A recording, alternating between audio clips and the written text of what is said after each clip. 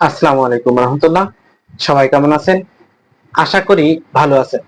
আলহামদুলিল্লাহ, আমিও ভালো আছি। গরমের এই সময়ে আমাদের শরীরে দুর্বলতা, ক্লান্তি, মাথা ঘোরা, ক্ষুধামন্দা ইত্যাদি সমস্যায় অনেকেই ভুগছেন। অতিরিক্ত গরমে শরীরে লবণ ও পানি কমে যায়, ফলে শক্তি কমে গিয়ে এই সমস্যা হয়।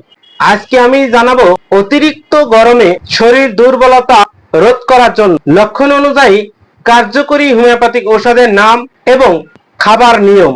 তার আগে আজকে আমার এই ভিডিওটি যারা নতুন দেখছেন তাদের উদ্দেশ্যে বলবো, আমি এখানে বিভিন্ন ধরনের রোগের সমস্যায় হোমিওপ্যাথিক চিকিৎসা এবং স্বাস্থ্য টিপস নিয়ে আলোচনা করে থাকি। আমার এই চ্যানেলটিকে অবশ্যই সাবস্ক্রাইব করুন এবং নতুন নতুন ভিডিওর আপডেট সবার আগে পেতে অবশ্যই বেল আইকনটি প্রেস করুন।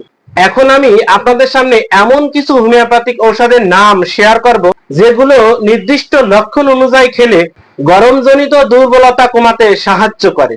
চায়না, এই ঔষধটি শরীরের হারানো শক্তি ফিরিয়ে দিতে সাহায্য করে।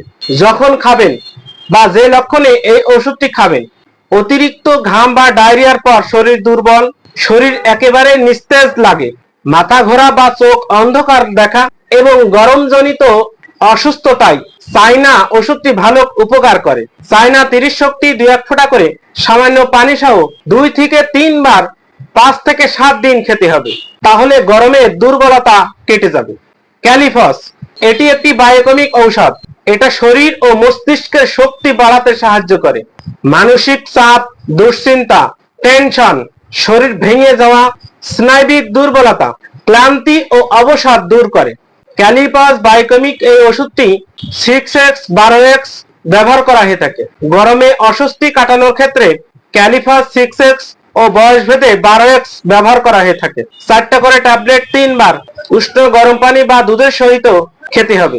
অ্যাসিড ফস, এই গরমে ক্লান্তি কাটানোর আরেকটি ঔষধ হলো অ্যাসিড ফস বা ফসফরিক অ্যাসিড। এই ওষুধটি ধীরে ধীরে শরীরকে শক্তিশালী করে তোলে এবং দীর্ঘস্থায়ী দুর্বলতা কমাতে সাহায্য করে। দীর্ঘদিন অসুস্থ থাকার পর দুর্বলতা, গরমে অস্বস্তি, গরমে শরীর একেবারে ভেঙে পড়ে, মনোযোগ কমে যায়। অ্যাসিড ফস 30 শক্তি 5-6 বড়ি করে 2 থেকে 3 বার খালি পেটে 5 থেকে 7 দিন খেতে হবে। এই গরমে শরীর দুর্বল হওয়া স্বাভাবিক, কিন্তু সঠিক যত্ন ও উপযুক্ত হোমিওপ্যাথিক ঔষধের মাধ্যমে খুব সহজেই তা নিয়ন্ত্রণ করা সম্ভব।